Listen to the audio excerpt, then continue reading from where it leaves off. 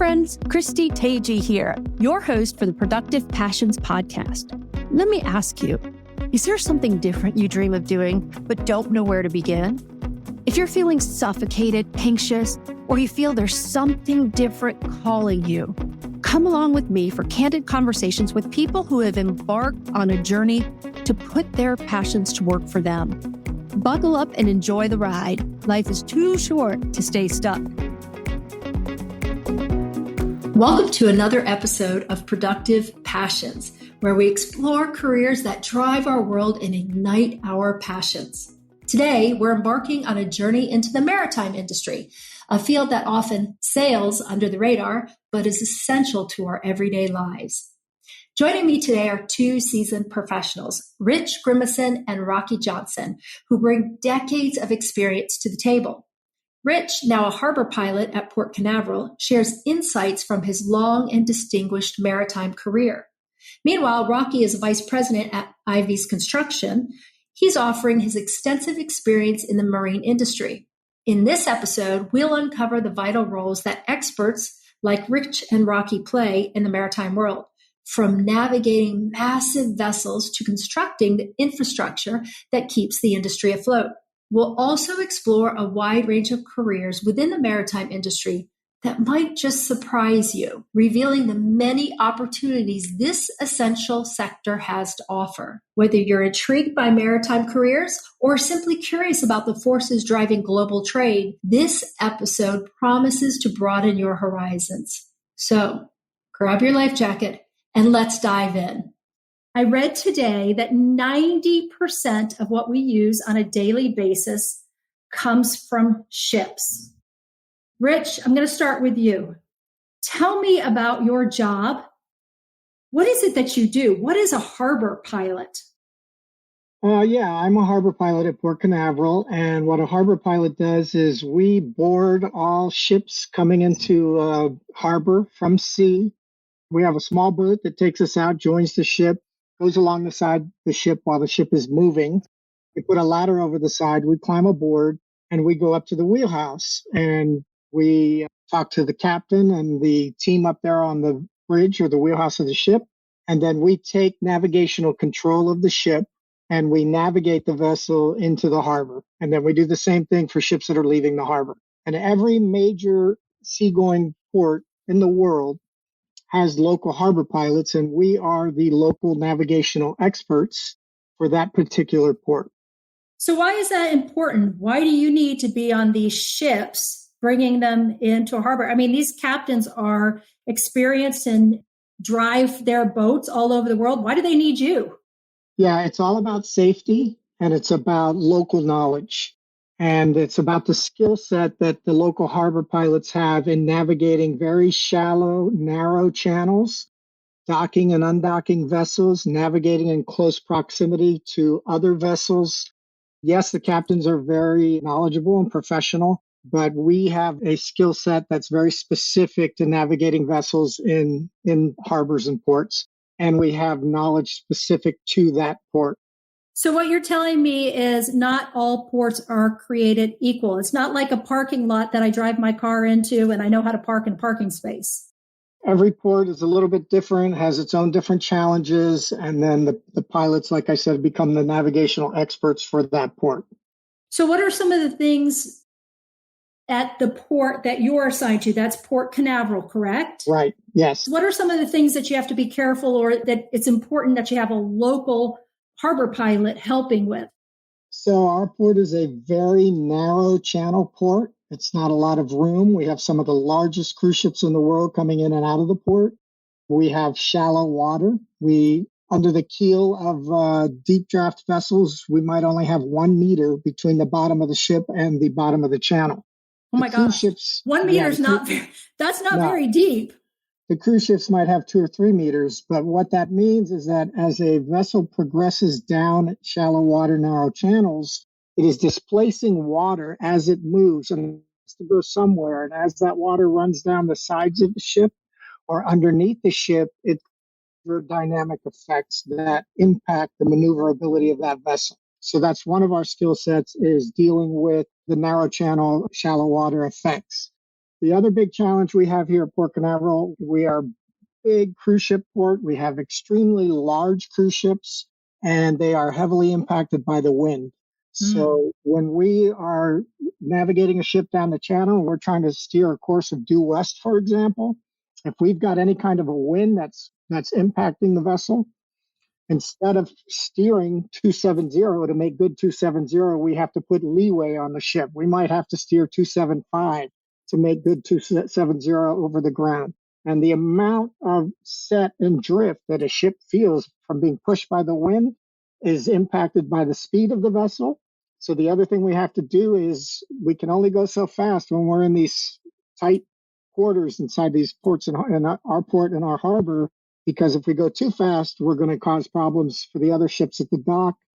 And that's all part of our job, trying to manage all of these effects from wind, current, tide, to navigate the ship safely in and out of the harbor. So, Rich, as I did the ride along with you gentlemen earlier this week, which, by the way, thank you again for, boy, that was enlightening. Tell me a little bit about getting on these ships, because it looked pretty easy, right? The boat moved over, the pilot boat moved over close to the cruise ship, and the gentleman hopped right on. What is a challenge in just going from the pilot boat to the ships that you're bringing in? Yeah, the boarding and disembarking phase of our job for the pilots is by far the most dangerous part of our job.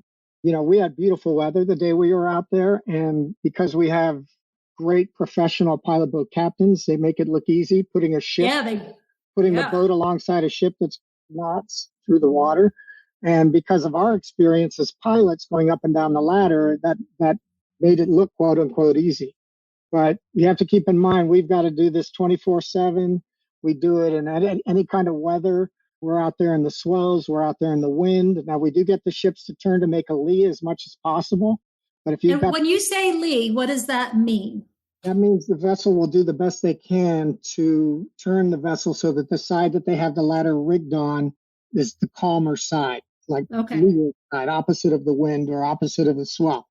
But the problems you run into is you might have a swell coming from one direction and strong winds from another direction. So there's plenty of mornings where you can't get it.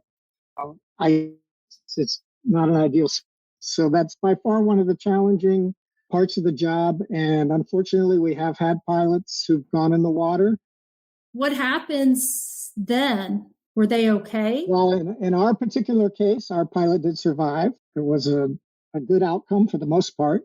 But unfortunately, in our profession, we do lose pilots because in that part of the job, you know, over the years, there have been lives lost trying to get on or off ships. Wow, that made my heart rate just go up, literally. Because I watched you and I remembered asking you, you're right, they made it look effortless. And I realized that it's not one boat comes up next to another one and you just climb aboard. These boats are both moving forward. That's right. These boats are not like cars in a parking lot where you just move from one to another. They're moving. Right. So what do you do in preparation, or is there anything that you need to do to be able to maintain strength, balance, all of that stuff to get aboard safely? Yeah, it comes from experience. It comes from training. And then, in our job, you probably a good idea to go to the gym and exercise and stay in good shape. I would say so. So, Rocky, let me ask you, how are you involved in the maritime industry? We rescue the harbor pilots that fall. No, I'm just Then I hope you are not busy. I'm in construction, and I've been in construction my whole life. And my emphasis or my niche is we actually have two, and that's maritime and aerospace. So Port Canaveral meshes maritime and aerospace, unlike any other port in the world, really. And why is that? For people who aren't familiar with Port Canaveral, why are they so intertwined? Well, it's really geographical luck. So first of all, because of the Cape Canaveral Lighthouse, the government selected Cape Canaveral to launch rockets back when most of them were blowing up, and they wanted to find a place that stuck out into the Atlantic Ocean that they could launch rockets. So they had this lighthouse here in this land. So they said, hey, there's a good spot. So they started launching rockets here. As time progressed, they realized that for an equator type orbit, which is what most rockets want, the closer to the equator you are, the better the launch is. So a better launch location. So this became a very popular place to launch rockets. Obviously, NASA came in, and most of the launches in the United States by far are launched from right here at Cape Canaveral. Once booster and the maritime industry supporting even NASA and the expendable rockets was already in place, as Rich well knows. The boosters came in, the rocket components, shuttle components, Apollo rocket, Mercury, all of those items came in by sea and were loaded up and launched. Once especially now SpaceX came in and they started reusing boosters, some of these boosters from SpaceX have been launched, well over 20 times. They recover them at sea. They bring them in on a drone ship, unload them and take them and prep them and launch them again. So this is our proximity for much the same reason this is such a successful cruise port and cargo port, but especially cruise.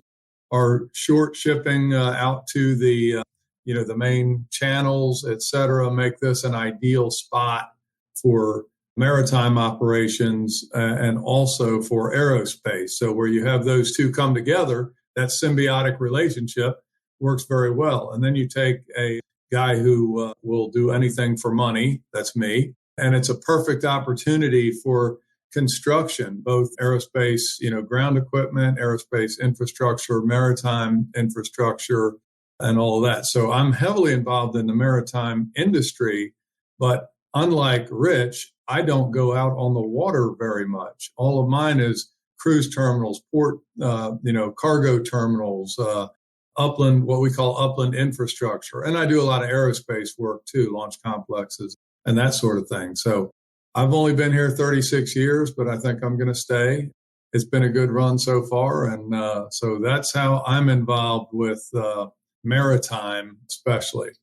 So that's really interesting. I never would have put construction together with the maritime world, but it makes total sense, right? You have to have the infrastructure to be able to have boats coming in and out of port, and to have not just the boats, but the passengers and the things that the boats bring in. When we spoke, we talked about a local high school that has a special academy. Can you tell me a little bit about that academy? And we'll get into some of the careers that are involved in maritime that I had not thought about. But let's start with this academy and why it's important to start talking about maritime opportunities at the high school level.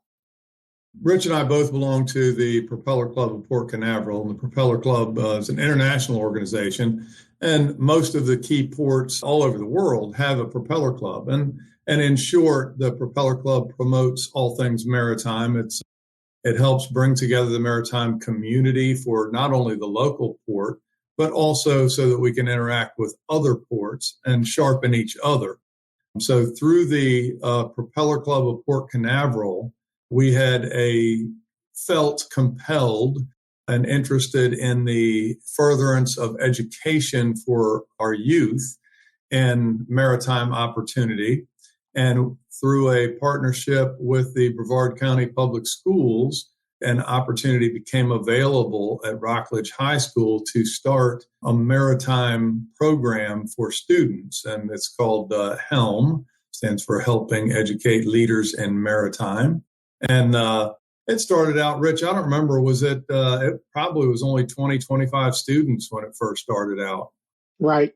And then it went to now, I believe there are upwards of 165 or so. It's a 4-year program students can go to.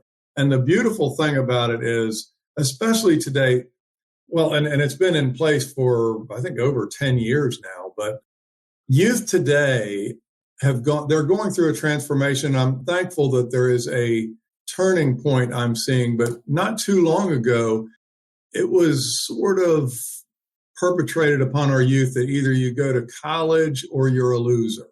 Yep. And unfortunately, the colleges then started to get, and universities started to get people who were just marking time. They were partying for 4 years and then going out and starting over anyway.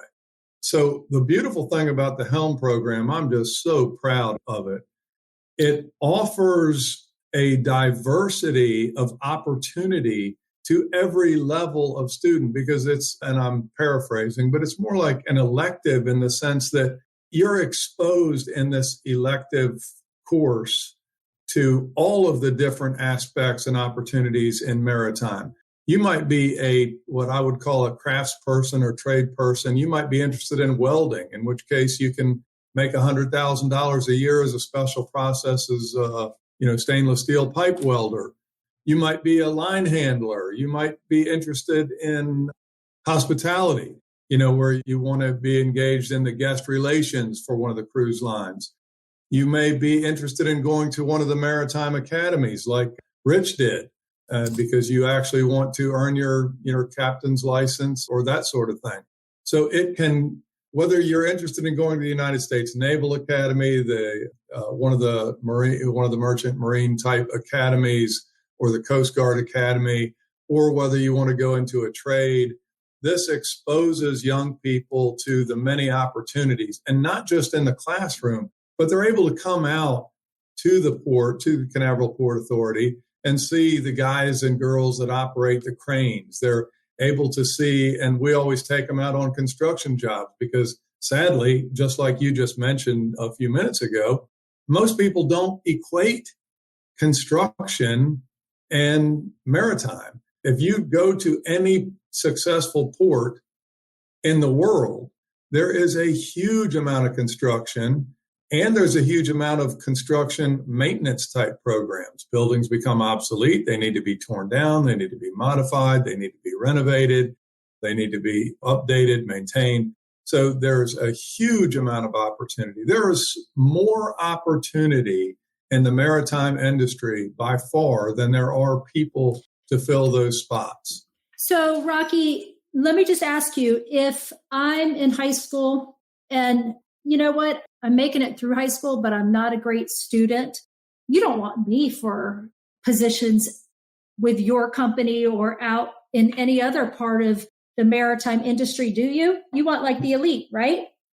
Absolutely not. Absolutely not. We want, and it's funny, you have to think outside the box a little bit. And I think any successful organization does this.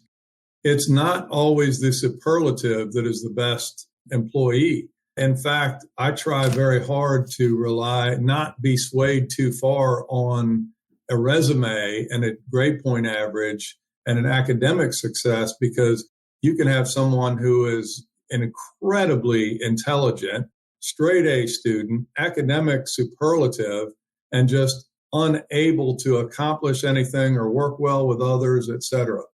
The key, I think, for people is that I used to say, do what you want to do, but, it's hard to get paid to do something that you would do for not, the reason they pay you is that they can't find someone to do it for free. But to find something that you generally like, Rich likes going to sea and driving ships, and he's able to find something that, and I'm sure he has his bad days. Yeah, I don't really feel well. I'm tired. The swells are horrible. The wind's horrible. And I've got to try to jump off this pilot boat and catch that swinging ladder and hopefully, not break my neck doing it. I get up and don't feel like going to work every day. But if you can find some students who, wow, that looks like something I would be interested in doing. Maybe I'm not a straight A student, but I can operate a crane. Maybe I'm not a straight A student, but I can do this or that. And we expose them to as many different opportunities that we can. Maybe they are a straight A student and they want to be an engineer. So it sounds to me like there are opportunities for the person who does not feel like college is for them to the Harvard, Princeton valedictorian within the industry. So let me ask you another question. Say I got into some trouble and I've been arrested. I have a criminal record that includes a felony. You don't want me there, do you? That actually depends, because there are some criminal records that would prohibit you from getting certain badging and security access. There are some. Clearly, in aerospace and also in security, we deal with Customs and Border Protection. We deal with Homeland Security. So there are areas that you would not be able to work because of a criminal background. However, for every one area that excludes someone with a criminal background, there are 100 that do not exclude. So, we employ a lot of people. What I want is good workers who are honest, good attitude, good work ethic, good team players. And we've all made mistakes in the past. So you'd be willing to talk to me if I have a history and could help guide me, or somebody in the industry could help guide me, into something that I'm interested in, and that with a criminal background, I could get hired and do the work. Yes, absolutely. In fact, we work, and I'm speaking outside of the Propeller Club now, but my company and some of the other organizations I belong to work closely with folks who are trying to get released inmates back into the workforce. I'm going to take a minute here just to say thank you, because I know that when people have been incarcerated, often it's hard for them to find work. So you're not only saying that there is work out there, but if somebody is interested, they absolutely should be looking into opportunities in the maritime industry. Another thing, when you and I spoke, you mentioned that these jobs aren't jobs that if you have a history, you're going to make very little money. If you've got a criminal history, your chances of making a good salary is minimal. That's not the case, correct? That is absolutely not the case. What you're looking for is talented people who show up. People make mistakes. And I think that I can't overstress. There's no way that you can overstress enough.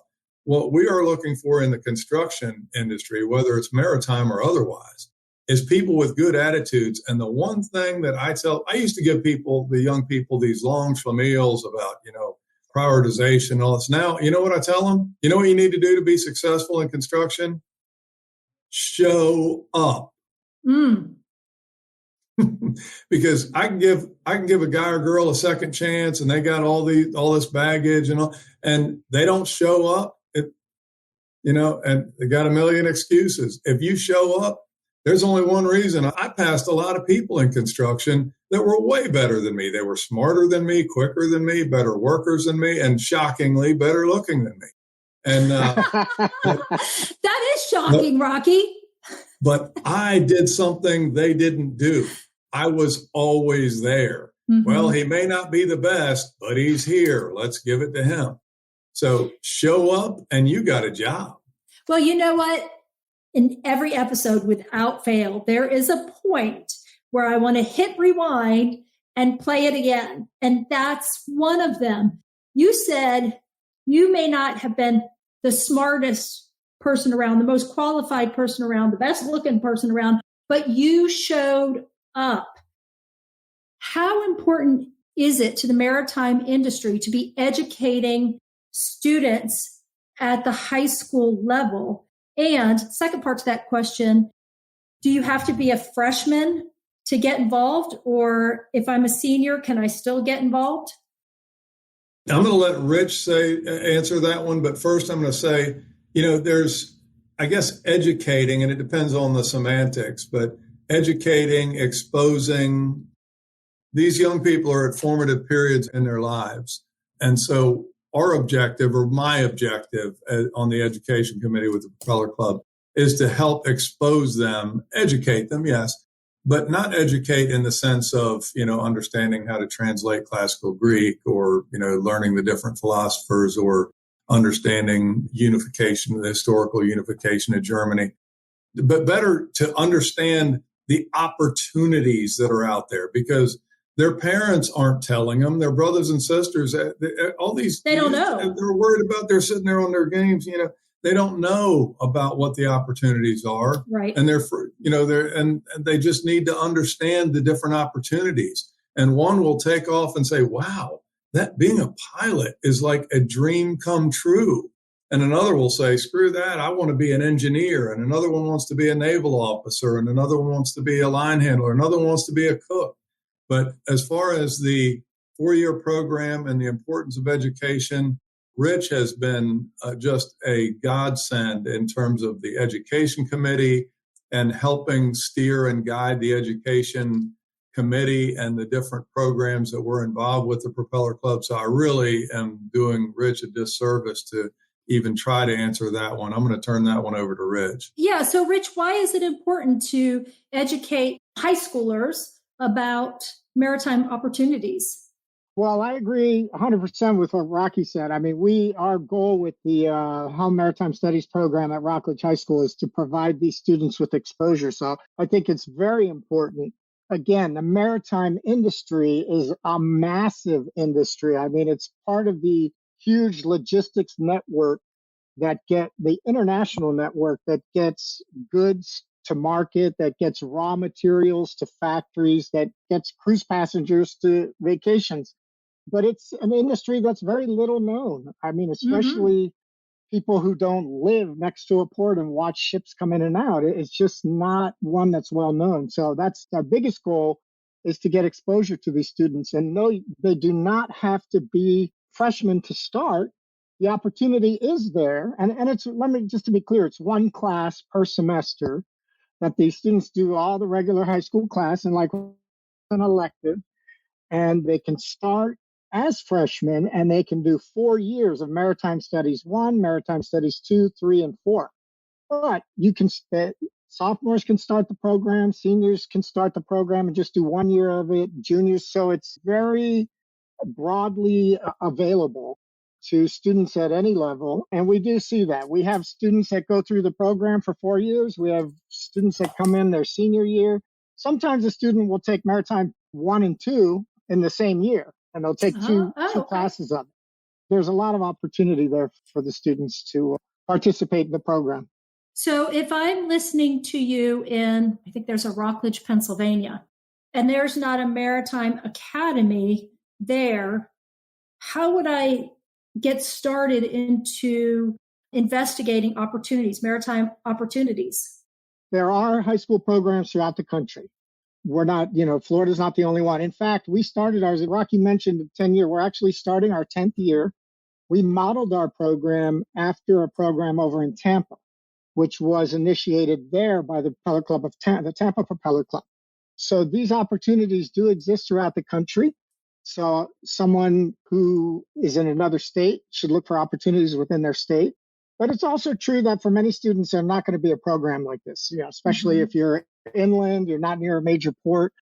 So the other things to think about is, what are some other ways that I can learn about this industry, and what are the educational paths there, both college or not going to college? In this day and age with the internet, back when I was interested in, I had to go to the library and I had to talk to counselors. But now with the internet, there's a lot out there, and there are many different pathways. Rocky mentioned earlier the maritime academies. There are 6 state maritime academies. These are 4-year universities. You graduate with a bachelor's degree, and then you graduate with a U.S. Coast Guard Merchant Marine license to either be a deck officer, which would be third mate, second mate, chief mate, captain, or an engineering officer, which would be third engineer, second engineer, first engineer, chief engineer career paths. And there's also a federal academy, the United States Merchant Marine Academy. That is the 5th federal academy. Again, the one that nobody's ever heard of. And that's the one that I was able to go to. And again, your tuition is paid by the government, just like if you go into one. Wait. Say that again? Federal school is just like the other 4 federal academies. You get appointed by a congressman or a senator. And your tuition is paid. Now, you do owe the government You owe military service in the U.S. Naval Reserve, and you owe the Maritime Administration a certain amount of years sailing in the Merchant Marine. And the reason why there is a federal school and why the federal government also supports the 6 state academies, which are found in California, Texas, Michigan has the Great Lakes Academy, New York, Massachusetts, and Maine. And the reason why is because the necessity for sea lift capacity to support our military. And the whole reason, one of the big things about the Merchant Marine is that it is the supply for our military forces overseas. And if you think about World War II, and that World War I and World War II, well, how did we get all our supplies to the military fighting those wars? They went by ship, massive sea lift, massive ships. So in the interest of national defense, federal government wants to ensure that there is a supply of Merchant Marine officers available to man ships to provide sea lift in case of a national emergency or conflicts overseas. So you mentioned those 6 state academies. Where is the federal academy? The federal academy is on Long Island, New York. And that's where you went to school, right? It is, yes. Yeah. We can talk about the academies and then we'll come back to the other pathways without going to a college, because I do want to make sure that students who don't have these programs available in high school that know about the other pathways. Please. The maritime industry is very unionized, and the unions have schools. And you can come out of high school and you can apply to an example is the Seafarers International Union, and they will take you to their school free of charge. You'll have some minor expenses, but it's tuition free. And then again, you will owe the union some time sailing on the merchant ships. And there's also companies that have in-house apprenticeships where a student coming right out of high school can get a job as a deckhand. And then if they want to pursue going up the ladder, eventually ending up as an officer either in the engine room or the wheelhouse, there are a lot of companies that provide those opportunities, within their own company training programs. And a lot of that you can find on, we talk about the Merchant Marine, we talk about ships, and my side of it was deep sea, big ships going across oceans. But there's a lot of different segments of the maritime industry. You've got coastwise vessels that do coastal trade. You harbor assist tugs, for example, in the ports that help dock and undock the ships. You have tugs and barges. And then we have a whole inland rivers segment of the industry. If you think about all those tugs and barges going up and down the Mississippi River and the other rivers that connect, and it is a massive, massive amount of cargoes that go up and down, that whole inland network. And those are the types of companies, especially where those opportunities are available for students, that are interested. And that's how my interest started. I grew up in the Panama Canal Zone when it was a U.S. territory down there. And the neighborhood I grew up in was on the banks of the Pacific entrance of the Panama Canal. And I saw ships going by every day. And, my family was down there since the construction of the Panama Canal for generations as American civilians that worked and operated the Panama Canal. But what caught my attention was the tugboats, the assist tugs. And that's where my interest was sparked when I was a junior in high school. And I took an apprenticeship exam, because my original intent was to try to go right into the industry right out of high school. So when I didn't score high enough on that exam, to Rocky's point, about grades, but I did have the grades, I did have good academics, and I was able to get into the U.S. Merchant Marine Academy a couple of years later after I'd done a couple of years at a junior college. But that's where my interest began was, wow, I want to be a tugboat captain. I kind of missed the mark a little bit. I ended up as a harbor pilot instead, but it seems like it's worked out for you, Rich. It's worked out pretty good, yeah. So interesting. What I've learned is maritime opportunities don't necessarily mean water. So it's so much broader than being on a boat. I want to talk a little bit about, if you're not on a boat, what other opportunities are there? Rocky, you had mentioned hospitality. And I know when we talked about communications. What are the opportunities in maritime, the different types of work? For me, I don't think there's hardly any type of work that you can think of that is not also available in the maritime industry. For hospitality, you have the cruise industry is like the booming hospitality industry. It's increasing by geometric proportion. Everything from entertainment, top-notch cooks and chefs. I had a kid that I grew up with that was essentially homeless, and his dream that he realized in high school was to be a chef. And today he's a successful chef in New York because he went to culinary school. So the cruise industry offers that. Let's take high tech, comm and IT, information technology. The cruise industry and just the travel industry at large, but the cruise industry, the terminals today, cruise terminals, could not turn that number of people around in the time that they do without the incredible cutting edge technology. Everything from facial recognition, there's security, homeland security. You just can't, there's nothing you can think of that is not available. Horticulture, agriculture, aerospace, navigation, you name it, it's there. And I would also add, I mentioned that it's part of this massive logistics system. So trucking, warehousing, the longshoremen who load and offload cargo ships, and then the Port Authority itself. I mean, the port authorities that operate the ports and manage the ports, and, they have accountants and they have lawyers and they have managers for everything you can imagine, from everything that goes on the port.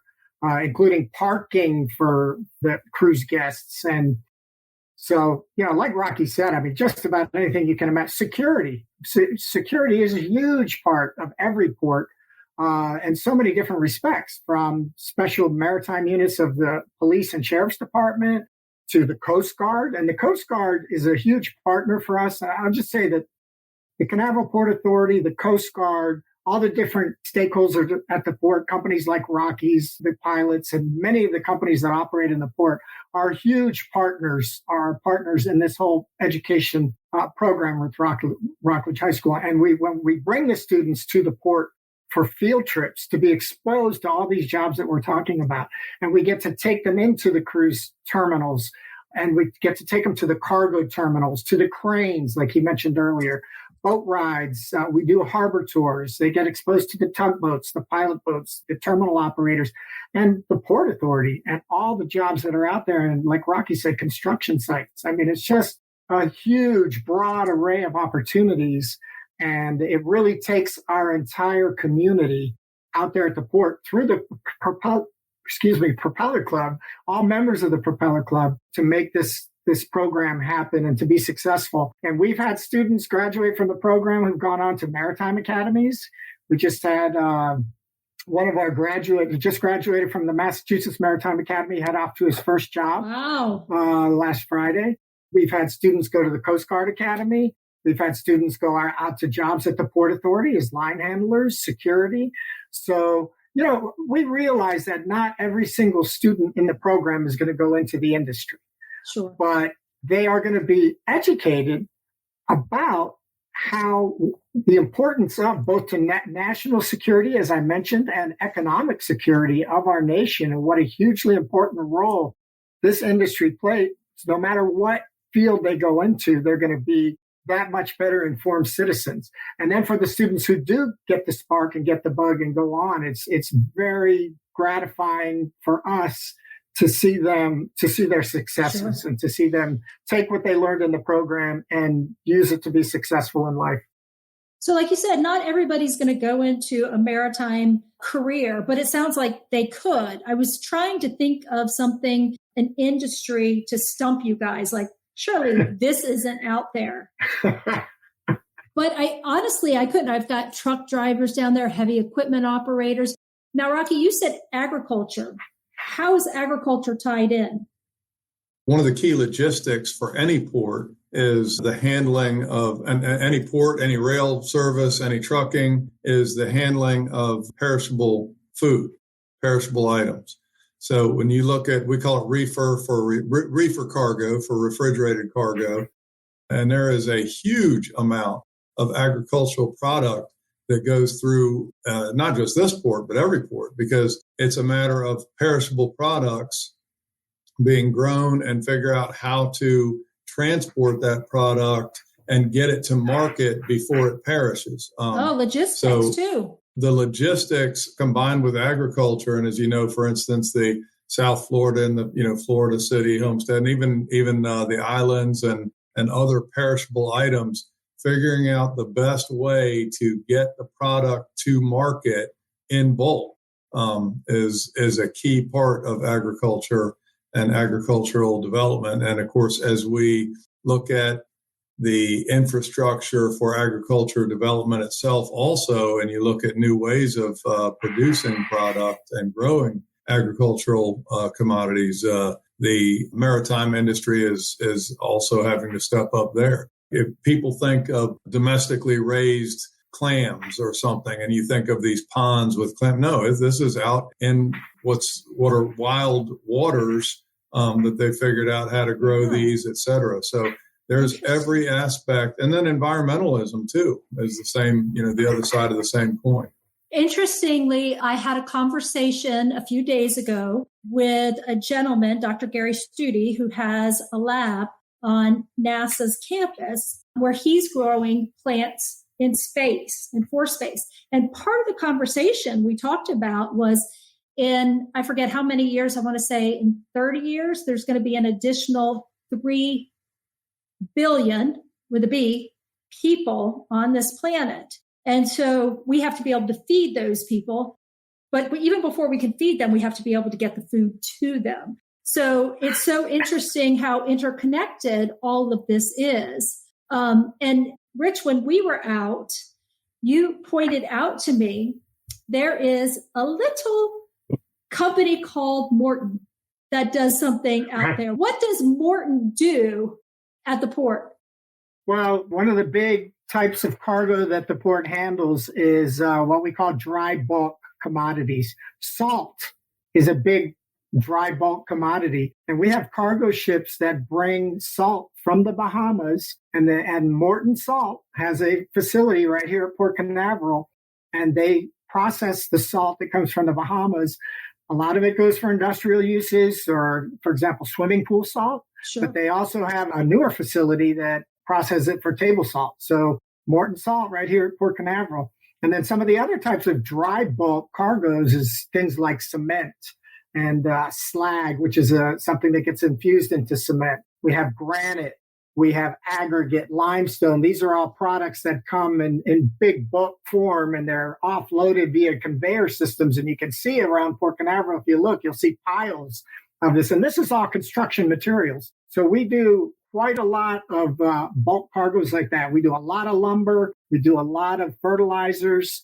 So it's a lot of interesting cargoes coming through. And again, these are all jobs to offload these vessels, to load these vessels, to operate all the equipment, to bring all of those cargoes ashore. So, yeah, there's a lot of really interesting facilities out of the port. That world is just getting bigger and bigger. So right. A lot of times, when people think of ports, they think of cruise ships only. But we've talked about lots of different things. And we're going to wrap up here in just a minute. But I want to ask you about something you told me about when I was visiting with you guys. You not only get on cruise ships and take over the navigation and cargo ships, there's something else that you guys get on. What is it that you guys would also get on in the port that we haven't covered? Well, we do the Navy vessels.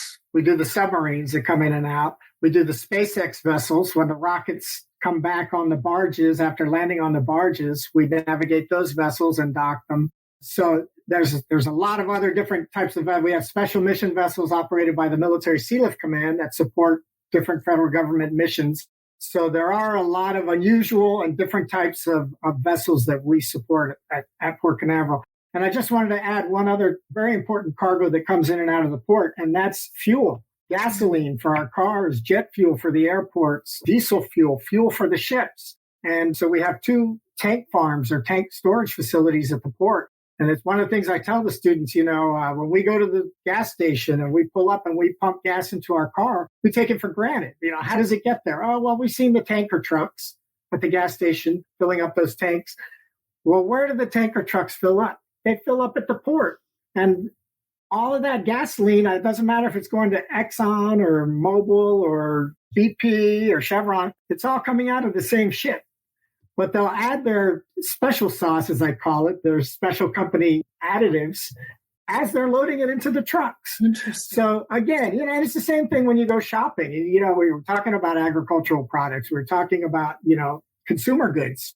How does it get to the stores? A lot of that comes by ship. As you mentioned at the very beginning, 90% of cargo moves by ship. So these are the types of things that we are exposing the students to. And then one other thing I wanted to get in before we close up is that the other thing that we do with the Propeller Club Education Committee is we provide scholarships every year. So some of these students will graduate from the Helm program, and then we just had our first recurring scholarship, $2,500 a year for 4 years, was a student I was talking about who just graduated from the Massachusetts Maritime Academy. So that's another way that we support. And then our scholarships are not just for students at the Helm program. It's also for students at any Brevard High School, public or private. And so that's another way that we are fulfilling our mission in education to help students look for careers and success in the maritime industry. So other propeller clubs around the country may also have scholarship opportunities? Yes, they do. So people really need to, if they're interested, they could go online and do a search for their local propeller club. Absolutely. Make a phone call. So I wanted to ask you guys this. If we have anybody who's listening to this and says, oh my gosh, I want to learn more, what websites should they look for? Go ahead, Rocky. I would first search the Propeller Club, local Propeller Club website and reach out to a point of contact at their local Propeller Club. It's one of the things I've noticed too, as our communication ability has gotten better and easier, our communication skills have gotten worse. Pick up the phone. Don't just go online and blah, blah, blah, blah, blah.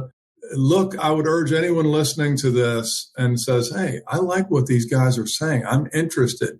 Look up, reach out to the Propeller Club of Port Canaveral, the Propeller Club of Tampa, the Propeller Club of Jacksonville, wherever it is.